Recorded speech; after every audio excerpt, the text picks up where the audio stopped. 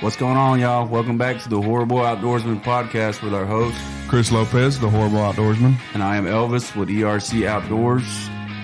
We have opened up a shop, C&E Custom Outdoor Services, to fulfill all of your outdoor needs. All right, so y'all stay tuned and enjoy the episode. Hey, I appreciate you coming on the podcast. Yep. So we have Brent from A3 Archery Strings. And why don't you tell us a little bit how you got into the business? Man, I got in this business, some 30 years ago with my dad in an archery shop. My dad owned a shop. I started working on bows with him probably about the age of 10. Back then, we built our own strings in the shop, and most of the cables are actually made out of cable. So kind of cool, just to watch the evolution of archery from back then to now, kind of where it's evolved, where it's went to. As the bows evolved, I just continued, building bow strings for myself. That moved into, building strings for friends, family, people that wanted to shoot something a little bit better. I got into the competitive side of the business for a long time, and I found myself not having the time to build bow strings. So I started leaning, I was buying strings from different folks, and to be honest with you, what got me back into it was them. I just never could find just a string that I didn't have an issue with. So I said, you know what, I'm going to start building my own again. And before long, people were like, man, you should just really start doing this. You should really start selling bowstrings. And so all in all, a little over 3 years ago, we started the company and started small, and it's just grown. I mean, 3 years and today where we're at and how many sets of bowstrings we build a day is phenomenal. So Elvis, my co-host that's usually here, I think he's got, we calculated the other day, close to 3,000 shots on his strings. Yeah. And he just now had to do I'm talking maybe an eighth of an inch peep adjustment. So he went to tack with him. Like we test, right? So yeah. I was really impressed with that, which, we've pushed everybody to buy A3 strings. Not pushed, I say. We don't push. We have shown an example. Yeah, like, hey, promote. This is 3,000 shots with minimal peep movement, no poundage loss. Like, this is ridiculous. So here's a good one for you. I got one of our target shooter. He's a semi-pro shooter. He calls me about 4 months ago or so and says, hey, man, and a lot of time, man, some of those guys count how many shots, right? They sit there with a clicker, because they want to know how many shots they're putting in practice and stuff. And the guy calls me and says, hey, dude, I've got over 30,000 shots to a set of bowstrings with zero movement. That's crazy. That's insane. So, but at the end of the day, we started down the path that, we do something different as far as pre-stretched bowstrings. We do something completely different than any other company out there. And that is what we created. It's called pre-cycle. You can statically stretch a bowstring till the cows come home, but you're not removing those finer details or finer imperfections that are actually in the fiber. So here, what we do is a completely automated system that we've built. We went completely touchscreen with it this year. Is we can actually pre-cycle that bowstring. So, we can get every little bitty thing out of that string before you get it, so you don't have to worry about it. Which it's really neat how it all works, man. And So my bow was slightly out of spec, changing into your bowstrings, right? Because I had zebra strings with, I think, 2,000 shots on them. So, slightly out of spec. When I threw your strings on, I didn't have much adjustment as far as twists. Like, the measurement was almost perfect. I threw them on there, back in spec, pulling 2 pounds over, and having changed some strings out, the feel of your strings with that bloodline is totally different. Yeah. But man, I can tell you what, I feel like my bow's even quieter just with the string change. And we hear that from a lot of people. We hear quieter and smoother. Much smoother. And I think that comes from the material and the serving that we use. It rolls over that camera a little easier. You said you changed some strings out before. You ever take them out of the pack and take the paper clips or whatever off and they start untwisting? Oh, yeah. All right.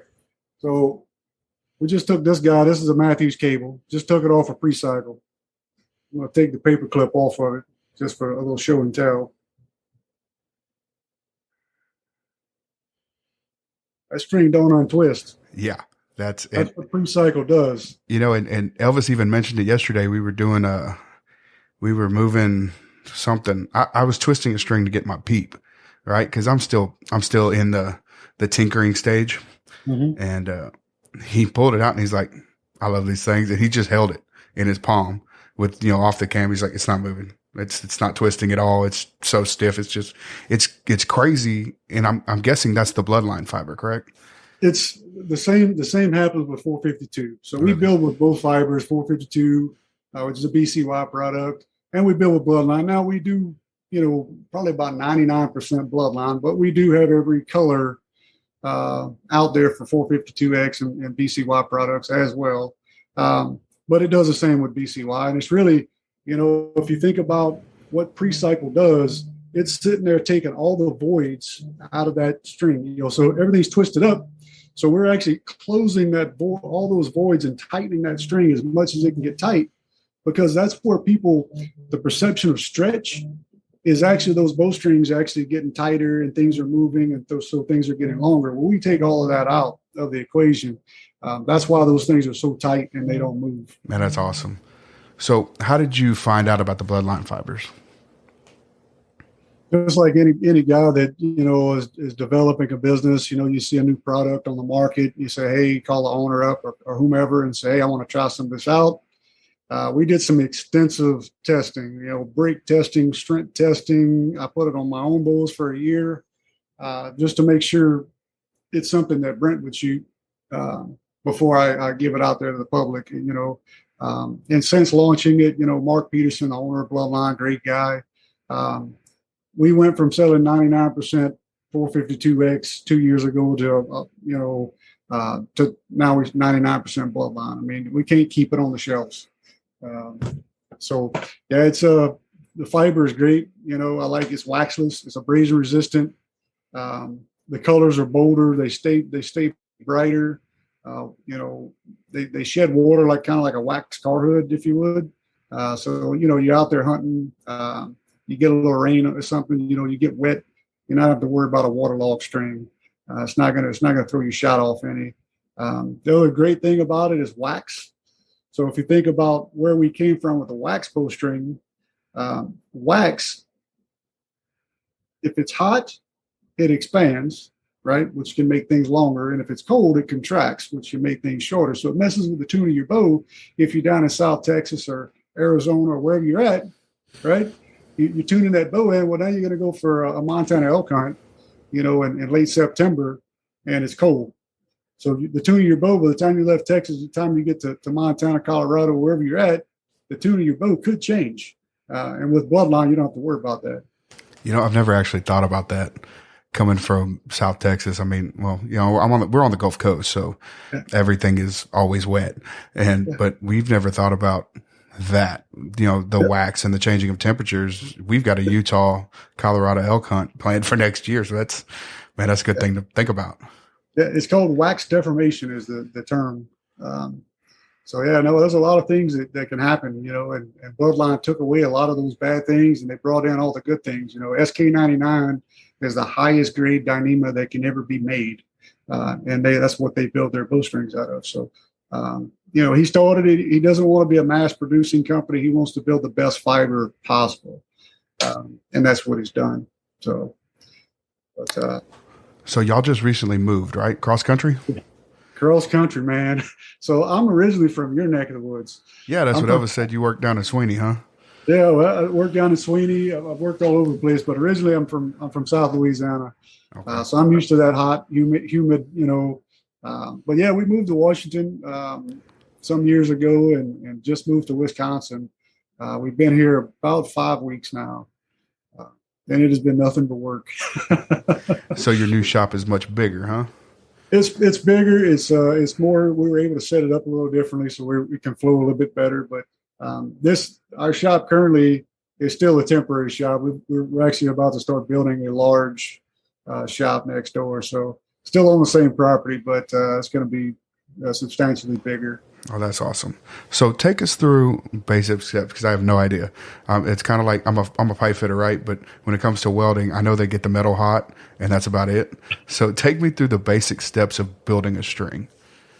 Yeah, I mean, basic steps are pretty simple. We start off with a raw fiber, um, and this is how it comes on the spool. This is a quarter-pound spool. Um, but basically, you take the fiber. So this is B99. So to meet, say the outer diameter for a Hoyt or for Matthews, you want to run 30 to 32 strands of material. So we use 4-post jigs. So we take, you got 4 posts, 2 on each side. We've got some calculations that we use to figure out what finish length is, and then back into that 4-post. But we just go around the prescribed number of strands, and then in between those 4 posts is where your in loop serving is going to be. And then once we get that, man, we cut it loose and twist it up, put it on pre-cycle, and once it comes off pre-cycle, it gets stretched. It gets stretched on the machine and served, and then we go back to the secondary phase of pre-cycle and cycle it again.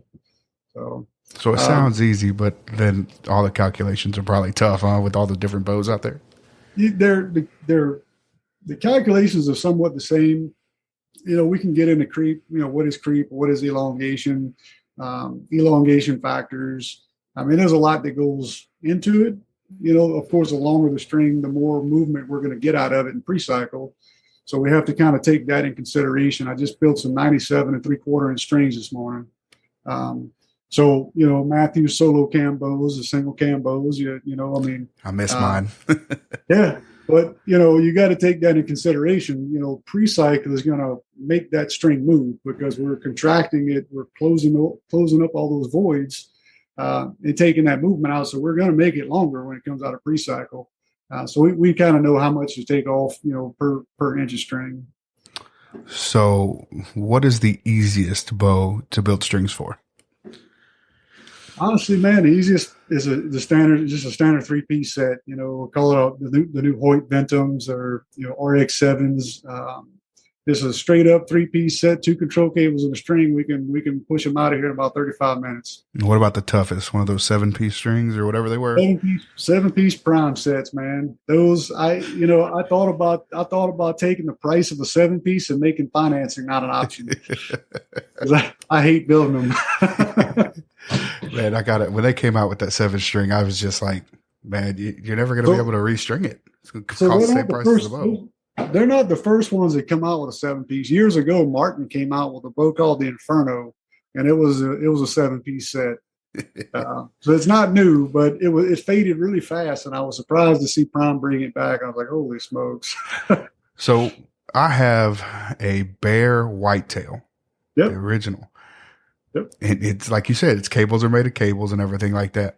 So if somebody came and they had a nostalgic bow like that with a broken string, is that something you could make? Absolutely. So little teardrop strings, we build those out of the material called B55. So yeah, we've got B55 in stock.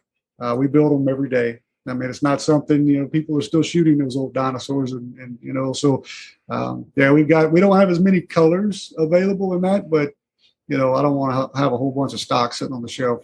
And then like long bows and recurves and stuff, y'all do that too, right? Absolutely.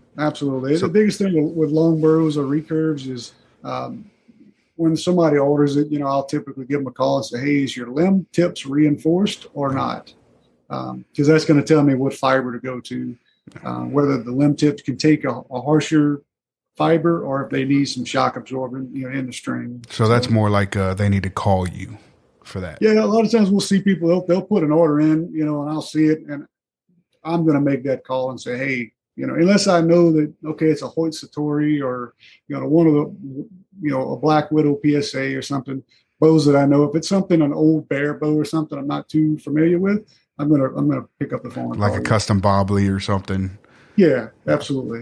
Yep, definitely going to give you a call. So are you still a one-man operation or do you have? No, never really been a one-man operation, man. Believe it or not, my wife is my partner in crime. And just here recently, my brother-in-law just came on board. as a co-owner of the company. So he's in here as well. And then we're actually looking to hire here in Wisconsin. So we're on the look, trying to find that right couple people. Well, that's good. Keeping it in the family seems to make things always work a little smoother as long as you can get everybody agreeing. It does. Yep. So you used to shoot competitively?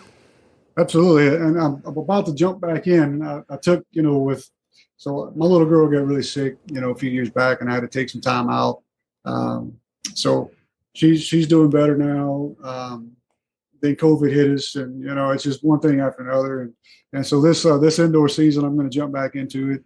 I'm actually going to be shooting a gearhead this year. So a gearhead, those are crazy looking bows, man.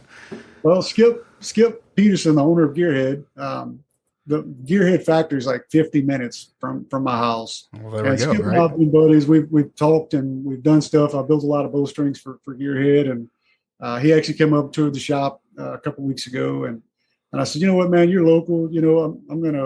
We'll pick up a gearhead or two. So I'm gonna hunt with a gearhead this fall, and I'm gonna start competing with a gearhead. So, is anybody else competing with a gearhead? Yeah, there's several. We actually Lane Miller. He's one of our top shooters up there, but he's a gearhead shooter. Really? I guess I just never noticed it. And he podiums. I mean, almost every shoot he goes to, he's on a podium. So were you strictly indoor, or do you do 3D too? Do both. Yep. Yeah. I started out, back when 3D really wasn't 3D. It was more 2D with a bag. I had a bag behind a flat foam target. Back when I was a kid. To my dad buying the very first 3D targets coming out, So, I started in 3D, and then I got indoor and caught the indoor bug and kind of shut 3D down for a little while. But now I think I'm going to jump back in both. So do you shoot known, unknown on 3D? I shoot known. Okay. Yep. I like to shoot archer against archer. Once upon a time, in my younger years, I was really good at judging yardage. Not so much anymore. Yeah.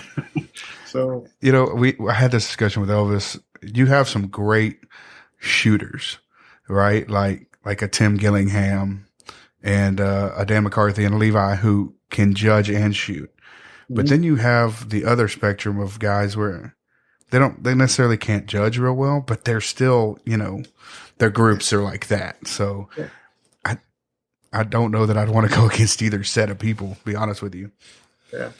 Yeah, no, I've shot with those guys in the indoor arena, and they're all just amazing shooters. So, yeah, hopefully this year I can get in there and actually I can actually have some time to practice and start hitting a lot of the tournaments this year. So, looking forward to it. So, do you build your strings different when you're building a target bow versus a hunting bow? Absolutely not. So it's the same fiber, same twist, same everything. I don't build my bowstrings different than I built your bowstrings. Okay, so the twist, right? Yeah. So we've shot, Elvis is a left-hander, I'm a right-hander, and both of our arrows clock to the left. Mm-hmm. And I think like 90% of what we've tried has clocked to the left. Is that because of how the strings are twisted, or is that just how the bow shoots? It could be. I played around with it, I don't know, 10 years ago, 12 years ago. I played around with twisting the strings different ways to see if I can get them to spin differently. I think it really, twist probably has something to do with it, but I think it's also, draw length. I think it's riser deflection. I think there's a lot more that goes into which way that arrow is going to clock. I think it's a compounding issue, not an issue, which is a compounding effect. I don't think it's one singular thing that does it. And, we twist all of our bowstrings to the right from the bottom. So that would tell you that, if you listen to people, a right hand twisted bowstring, your arrow should go right. And yours are going left. So again, I think it's I did some high speed video work and looking at the arrow spin and so I said, okay. And I was backwards, right? So, I said, all right, I'm going to right hand helical my arrows, yada, yada, yada. Well, my bow was spinning on the left. So I said, all right, well, I'm going to strip all these vanes off and go left helical. Did I see my scores increase or decrease? No. So to that, it's like I can't quantify one way or the other. For me, there was no point increase or decrease or worse scores or, a tighter group. I didn't see that. When y'all shoot indoors, what is it, 25 yards? 20. 20. So because we build arrows for people, we naturally felt like we had to test that left versus right and all that, because if somebody comes up to asking us, I'm not going to tell you what to do, but I'm going to tell you what happened to me. I don't feel like past 20 yards it has any effect. And I may have gotten like an incrementally tighter group at 20, because past that, the fletching's taken over, right? It's even before that. I mean, the fletchings are going to take over. PJ Riley did a really good video for Lancaster Archery, and with some really good high speed, slow motion stuff. And you can see that arrow want to go one way as it's leaving the bow, and then it takes over. So, it's like right there, right past the bow is when the fletchings are taking over. Yeah. I don't know. Maybe if somebody had maybe not a greatly tuned bow, maybe they would see more. But I tune all mine to the they don't get much more tuned than my bows. I mean, so I don't know, man. What? So you shooting the Matthews, right? The V3. Yeah, the V3. Yeah. Yeah. So I mean, I still flesh to the left now that everything's moved to the left. More just because, why not, right? Yeah, well, I mean, that's just okay. So you're automatic. You're rotating to the left. So why make your bow fight it? Just go with it. I mean, you're not hurting anything. Yeah, and if I had to go back to right, I don't feel like it would change anything. But like I said, we fletch arrows for a business, so I have 7 of these laying around, and these are left-handed, so I got right-handed too, so it's not hurting anything. Right. So yeah, I ended up speaking of fletching arrows. We used to have a pro shop, and we used to fletch a lot of arrows. So I ended up taking we built a Lazy Susan, and we mounted the Bitzenbergers on it just so well that we could actually rotate a dozen shafts. I've seen there's an Instagram video where somebody has that and they're just twisting them. It looks awesome. Yeah. I'm a big helical guy, so that's why I use these easy fletches, because I have them right here. I think I have some handy. I don't. I use the Max, not that Max, the hybrid 26s. They're longer and they got a good twist, and I'm shooting broadheads most of the time. So, what do you think about helical? At the end of the day, I think it's going to help you. Anything you can make spin faster, you're going to shoot tighter groups. It's a drag coefficient, so with drag, you're going to lose velocity, you're going to lose speed. But does it hurt you more than it helps? I think it helps more than it hurts you. So, my hunting arrows, I shoot with a little bit of, I don't know, just a few degrees helical on my hunting arrows. I don't get crazy. I see some people, they're trying to wrap the shaft with a band. It's like, that's a little bit too much, but that's me. But, I got 6 degrees. Yeah. I think I'm like 2.5, 3 degrees, and that's about it. So knock fit, I think, because I've ordered from other manufacturers, and I've never had bad strings from any other manufacturer, but you're the first manufacturer. When I ordered the strings, you asked what knock I shot and knock fitment. So how do you feel about knock fitment? Is that knock fitment is very, very important. If you're too sloppy, with knock fit and that knock's leaving that bowstring a little bit early, it's almost like a sort of a dry fire, right? If that knock is too tight, and it's being forced to leave that string, what could happen is your knocks could crack, number one. But number two, you're just wearing that center serving out, and because it's trying to hang on that string, you're not shooting as accurately as you should. You're not getting that clean release. So if you wear out a string, what's going to wear out first normally? The actual string, the fibers, or the serving? Serving. Now, how hard is it to reserve something? Is it something like I can take my strings off, send them back to you, and get you to reserve them? Or when you're reserving the ends, you might as well just get a new bowstring. Yeah. Because we got to remove the speed weights. We've got to remove all that stuff. So you're better off just getting a new bowstring. if it's a center serving piece, your pro shop, or if you have the ability to, put it under some tension, you could serve that by hand and get away with it. But really, it's just probably easier to get new strings, huh? That's the easiest way. Yeah. So how often are people changing strings? Normal. I mean, you obviously have the shooter with 30,000 shots and Elvis has 3,000. What's a normal? That's a loaded question, because it depends on how well that individual takes care of his bowstrings. Is he running them through a briar thicket? Does he put it in a case with loose broadheads? I mean, there's typically we say, inspect your bowstrings, about every, 18 months or so. If you're seeing some fraying, or if you're seeing some, let's go ahead and put a new set on. But we have people, a lot of times they don't even shoot the bowstrings to their life expectancy, because let's face it, they changed the color of their fletching to match their shoestrings. So now we got to change bowstrings. So, yep. I mean, I'm guilty of it. I got pink back there, and I think my new build is 2 greens and 1 pink because I was using green Knox for visual. So I was like, man, put 2 green, and that's just me. I've got a hunting bow on the wall. I think I've had the strings on them for about 3 years. They've been through the mountains of Montana, down to Missouri, all over the country shooting it, hunting for the last 3 years, and they still look new.